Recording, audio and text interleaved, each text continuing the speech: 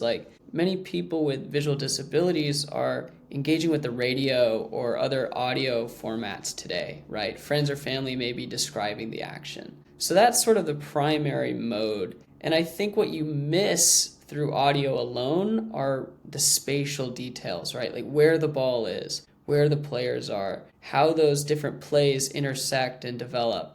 And I think that's the big gap that OneCourt is filling. So it's really the combination of both audio and haptics that creates this really beautiful viewing experience, right? And that's honestly how we describe it, is like in the same way that a sighted fan is going to be watching and listening to the game, so too is a OneCourt fan, right? Watching and or feeling and listening to the game. So I think it's a pretty cool dynamic.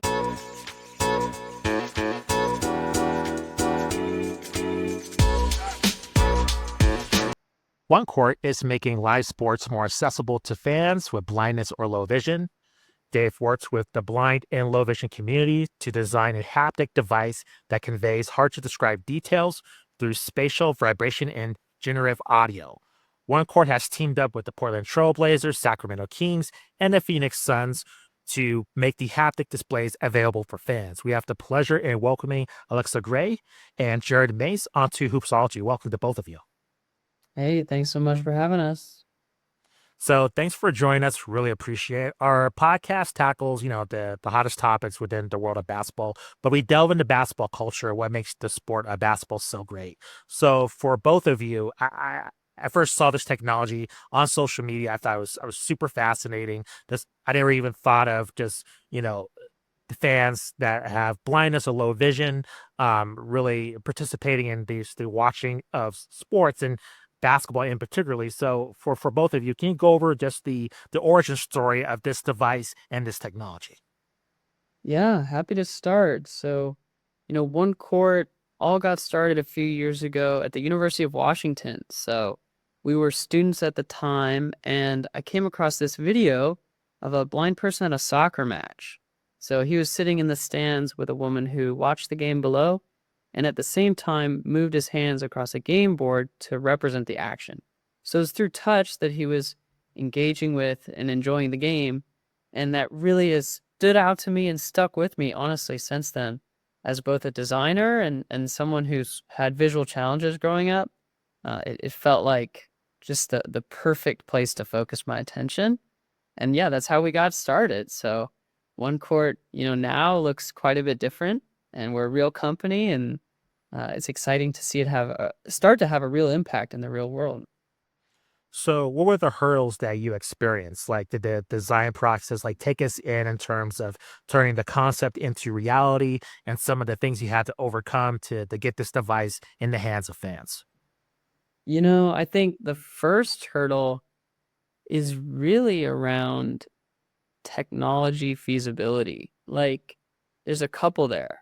The first is, early on, we were asking big questions like, can we even experience the game or communicate the game through vibration? Like, that's a really big idea. So it started with super small tests, like, can we animate haptic vibrations across a line, a single dimension?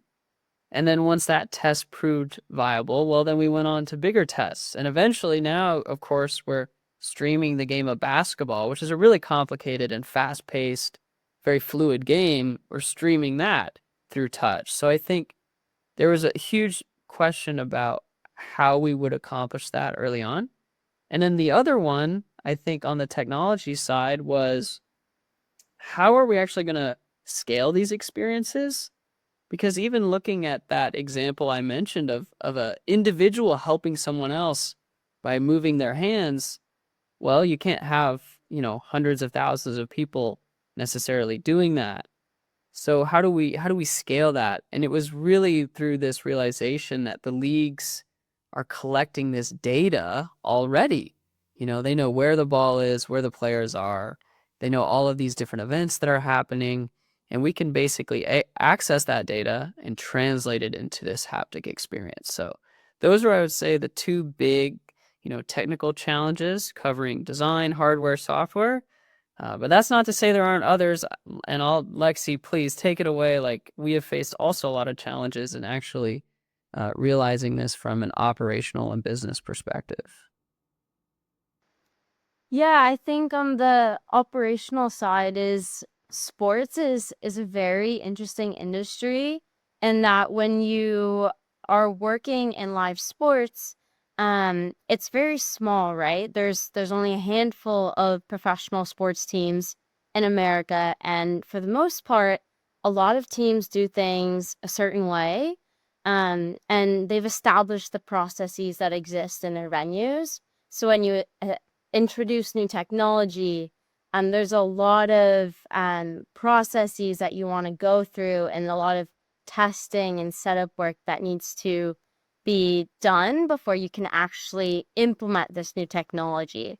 So it was really about figuring out what team are we going to work with to actually figure out how we can bring this technology to fans in venues, to actually figure out how fans can use it.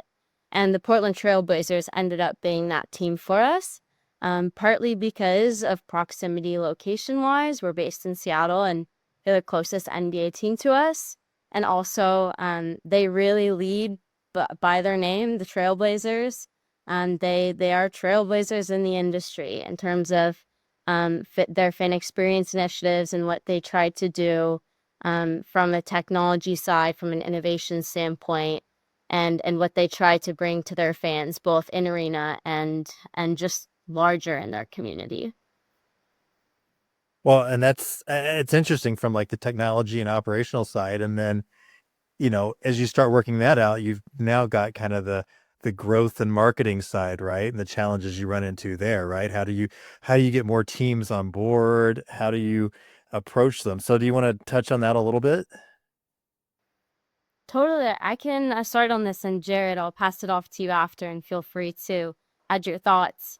I think one thing we're seeing now is we've developed a product for basketball, and there's a lot of demand both from fans and teams throughout the NBA who want to see OneCourt in their arena. But also there's a lot of other sports and leagues that would like to see OneCourt brought to their venues. And so it's really figuring out what sports we're going to bring OneCourt to in the near future, and how we're going to do this with what data is already existing by the leagues and what they're already tracking in terms of the player and ball tracking data. And with a small team, just making sure that we can be able to execute on our side and bring OneCourt to as many venues as possible while still maintaining the operational excellence that we want to, and make sure that fans get the quality of the fan experience that we would like them to get anytime they use a OneCourt device in arena or in stadium. Yeah, I think that's exactly right. It's the quality piece, right? As we look to scale and are engaging with a lot of different opportunities, my answer is, look, there's always another sport, but we do need to accomplish and really demonstrate and build out our reputation within a few of these different sports. But, that's not to say there aren't opportunities to at least demonstrate our viability, right? Like, we've built for a variety of sports already: basketball, baseball, football, soccer. We're excited about hockey. And that, as you go down that list, I think it is clear there is always another sport. So for us, trying to stay focused and really nail it. That's awesome. I mean, for me, this product is so cool because my best friend has it's called macular degeneration. So his peripheral vision has faded, and his what he sees is kind of gets smaller and smaller in front of him, which actually explains how he changed lanes into a semi without ever seeing it, and stuff like that. Back when he was driving, and so knowing that there's something like that, and he's a basketball fan, so it's like, so as soon as you guys hook up the Rockets with this, we'll have to let him know. But I think it's a really cool thing to kind of do that. Jerred, you talked about kind of being inspired by seeing the soccer match. Is there anything else that I mean, to me, this is like when I think about like business opportunities and I think about the opportunities to kind of not only to come up with great ideas that can be scalable and you know be like what they are, but I mean things that can make the world a better place for people, particularly the populations that are underserved. What did that kind of factor into kind of what you're going for with this? Yeah, absolutely. I think a lot of it stems from my own individual experience with vision. Like, I think as a reflection point, like, vision is something that impacts people across their life, right? Like, it's not the same, right? Just because you had vision doesn't mean you always will. And in my case, it was really interesting. Like, I used to have much more visual challenges than I do now. So my vision has improved with time, but I think it's a really critical piece of like lived experience that, okay, I remember what it was like to feel sort of isolated because of my experiences. People would make judgments or assumptions based on how I looked, right? They could see, oh man, his glasses are really thick, so he might not be able to do some of these things. And I think that was always a troubling like assumption.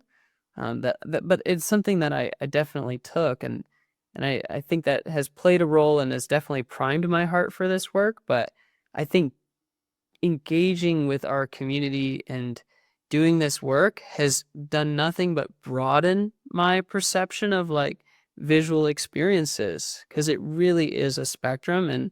And just because I have a limited lived experience, but it's really when you talk to people who bring different perspectives. Maybe they've been blind since birth, or in the case of your friend, different eye diseases bring different experiences, whether it's blotted vision or peripheral. And I think there's just so much there that people tend to kind of oversimplify as just one thing, blindness, right? The no usable vision. And that's just not the case. So I think for me, it's taking that experience and just really learning a lot through others. Were either of you like basketball fans before getting involved with this? I know being in Seattle, you're probably not a Oklahoma City fan, but if you are, what kind of teams did you follow, and who, what kind of, Yeah. yeah, what's your fandom level? I would say I'm kind of a quasi fan across the board. Like, I follow sports, I watch the highlights. That's kind of my thing. Like, I'm at the level of highlights. Like, I just watched the Lakers highlights last night. I think I get into it each sport sort of around the playoffs. So I'll watch the finals and I'll watch the World Series. I'll watch the US Open. I'd say tennis is probably my favorite sport. I know that might be criminal to say on this podcast, but there's yeah, I kind of have a wide variety, but not a ton of depth. I personally, I'm a diehard Yankees fan. I'm also a Knicks fan. I'm also a Sharks fan. Hockey and baseball are my two favorite sports, but I love most sports. So was part of my reason for joining the team. Sports always played a huge role in my life. So figuring out a way to kind of give sports back to fans who maybe lost sports for a part of their life, was kind of a big reason I chose to join the team early on. But yes, I love most sports. And what has been the response to the device in terms of fans actually using it? And this might be a weird question. Are they noticing different things that a person that's not using the device notices? So are they picking up things that a person that's just watching the game regularly? I'm just curious in terms of the experience, in terms of, are they noticing things that other fans are not picking up on? Yeah. That's a great question. I think first it's worth like starting with kind of the current landscape and sort of current experiences. Like, many people with visual disabilities are engaging with the radio or other audio formats today, right? Friends or family may be describing the action. So that's sort of the primary mode. And I think what you miss through audio alone are the spatial details, right? Like where the ball is, where the players are, how those different plays intersect and develop. And I think that's the big gap that OneCourt is filling. So it's really the combination of both audio and haptics that creates this really beautiful viewing experience, right? And that's honestly how we describe it, is like in the same way that a sighted fan is going to be watching and listening to the game, so too is a OneCourt fan, right? Watching and or feeling and listening to the game. So I think it's a pretty cool dynamic. In terms of the response, like I think we've been overwhelmed with just how big of an impact this has had. Like I think the particular aspect I'll drill into is like the real time experience, right? Because with audio, many fans describe just feeling left behind in the action. You know, if you're at a live event and you're listening to a radio, you might be 30 seconds behind. And at that point, like the game has moved on, especially in basketball. Like you might be 3-4 possessions down the road. You might be cheering for the wrong team or feeling just like, man, what I don't know what's happening in this moment. And I think OneCourt, that was an aspect that we didn't even realize how big of a deal it was until we were sitting with fans in stadium and like the insight was so clear. It's like, here we are together watching the game in real time. And that speaks to the data, right? Like the data it's collected and available. And to us, it's basically from the floor to the device in like a half a second, which is pretty crazy. And we're able to, you know, we talked about this audio problem. We're able to actually generate a real-time audio feed based on the same data. So fans are engaging in the action in real time. And they're definitely, you know, we hear it from almost every fan. It's like being able to engage with with everyone else is sort of a priceless experience and one that is new in many cases.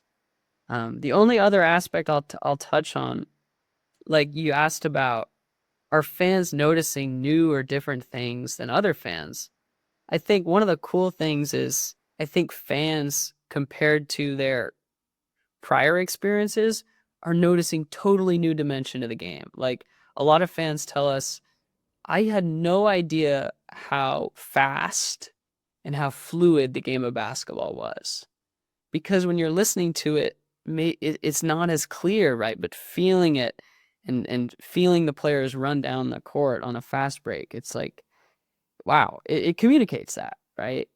And then the aspect of like seeing things that others aren't, I think I'll actually bring up a baseball example. We were sitting in the stands at MLB All-Star Week this year through a partnership with T-Mobile. And fans using OneCourt, they knew exactly where if it was a ball or a strike and where in the zone it was. And everyone else around them, you know, we were in the outfield. We couldn't see. No one could see. So fans were everyone was asking the OneCourt users, hey, was that a ball or a strike? So I think like it's a kind of a cool example of how like this data gap exists across like fan experiences. And I think it's something we hope to dig into and provide those same insights to every fan. Yeah, I mean, it's really interesting. And first of all, don't worry about tennis. I'm a huge tennis fan. It's my number 2 sport. So Nice. Yeah. So, yeah, tennis is awesome. The and I it's kind of funny because you mentioned tennis, and I thought as you were, you know, as I was looking at this, I was thinking like this would be great for tennis also, right? Just like the what's out, what's in, and the speed of the ball going back and forth. So I think there's just so many different applications. I think that, like you were saying, um, are there any kind of like, when you start thinking of a sport, is there anything that's like a challenge where you're like, I'm not sure even how to do this part? Is there like, what would I do to communicate, the crunch of a tackle in a football game or something like that? Is there, what are some of the challenges you've ran into with that? Totally. I think the first like filter to think about is which sense is going to be the best at picking this up, this information, whatever it is. So like a good example is player names. We're not going to communicate that through haptics. Maybe in a crazy world we could do that. But right now, audio is a great way to do that, of course. So I think thinking about which sense is the ideal one is a good place to start. But that doesn't mean some things are not just really hard to do in either case. Like, we can't show everything at the same time, for example, right? And that's where I think the key difference between OneCourt and like a visual experiences, it is quite different, right? In that you are not seeing the mass of every single player all at the same time. It's much more selective, but we're able to layer in those details to kind of create the bigger picture, but we can't start with it. And I think that does lend itself to some sports are better than others at in terms of alignment with this tech. And there's a really interesting correlation actually between like the pace of a game and the accessibility of it. So like we see faster games like tennis and basketball, those are actually less accessible because by the time you've described where the ball is, it's already changed, right? So that's why baseball, golf, those sports actually tend to be a little more accessible through audio because there's more time to describe. So that's why I think tennis is a perfect example. Basketball, you're able to get that real-time information through touch that you just can't get through audio. I kind of rambled there. I probably missed something. Lexi, or was there something else? No, I totally agree with what you said. I was for the information that the device conveys. I think the MLB example is exactly what I was thinking of the strike zone. And then in terms of information that we're trying to convey and figuring out how to do so, the player names and figuring out how to convey maybe multiple players or how to follow a specific player if you're a huge fan of LeBron and that's the only player you care about on the court. I think you really nailed that explanation. I want to ask in terms of the NBA, you have 3 teams currently, if I'm correct. In the Nets. In the Nets, gotcha. Have you seen just more teams catching on, or is it still can you kind of go over the process of presenting this to each team? Has it become easier as more teams have adopted this technology, or you're still finding you have to like do the same spiel over and over again, kind of start fresh no matter which team you're talking to? Yeah, it's a great question. So it's definitely changed our process of talking to teams. And large part of that is thanks to Ticketmaster. So Ticketmaster has helped us sponsor this initiative. So they have sponsored it for every NBA team that we've launched with thus far. And they've really helped us expand throughout the NBA. For next season, we've had a lot of NBA teams reach out to us to learn more about how they can get OneCourt in their venue. And so this is very different from how it used to be, where we used to reach out to teams. For the Trailblazers, we connected with the Trailblazers and talked to them for like a year and a half before we ever actually did any work in arena with them. And now it's much quicker, where we'll talk to a team and maybe it's a month and a half later where we're actually working with them in their arena with fans and getting the device being actually used during a live game. And so for next season, we're hoping to work with 5, 10, maybe even 15 NBA teams to really reach as many fans as possible, and work again with Ticketmaster on multiple of these teams to expand our reach. In terms of kind of how the process has changed, we're also in the NBA Launchpad program, and so that's been a huge help in terms of helping us kind of just learn more about how to really operationalize our product and how to kind of just expand quicker throughout the NBA. So that's also been a huge player in terms of our ability to expand quickly in the NBA specifically. Final question, since we're a basketball podcast, is very curious. Has there been any consideration given to expanding this to the WNBA, college, high school, internationally? Have you gone down that road, or still your focus is just the NBA at this point? Yeah, we'd love to. I think we have a product that supports basketball very well. And I think those other leagues and levels of the game deserve representation as well in this format. The challenge oftentimes is data, right? So that is sort of the underlying solution that's powering OneCourt. And we're starting to see, this is a very exciting trend, we're starting to see this data infrastructure expand to more and more leagues and levels. So I think in a few years, even at the Pee Wee level, there will be this same tracking or similar, but it's not there yet. So that is kind of the main challenge we face.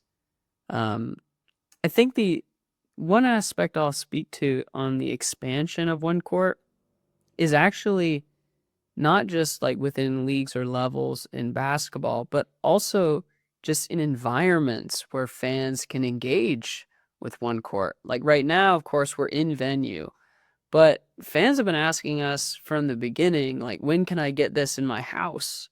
So we view ourselves as a tactile broadcaster, and we want to be to be able to deliver this solution no matter where you are. You should be able to watch basketball. So and that's true for fans, right? Most fans are watching the game at home. So we're definitely excited about that. We're also working on that with the NBA through the Launchpad program, but that's definitely an exciting expansion for us. Alexa, Jerred, thank you very much for spending the time. Can you please let our audience know if you have any social media handles, any upcoming projects, anything you want our audiences to be aware of for the future? Yeah, please follow us on LinkedIn and social media. You can find us also at OneCourt.io. Any fans that are out there that are interested in getting in touch, we have a wait list. So if you want to be the first fans to have the opportunity to use it at home, please go to our website, sign up there. Any teams can also get in touch with us there. But did I miss anything, Lexi? No, follow us. You'll be the first to know where we expand to next, and we're excited to let you try the product. Yeah. Thanks for having us. Really appreciate it. Of course. Thank you for joining us. Really appreciate it. We'll be keeping a close eye. This is fantastic. Thank you very much. Thank Thank you. you both.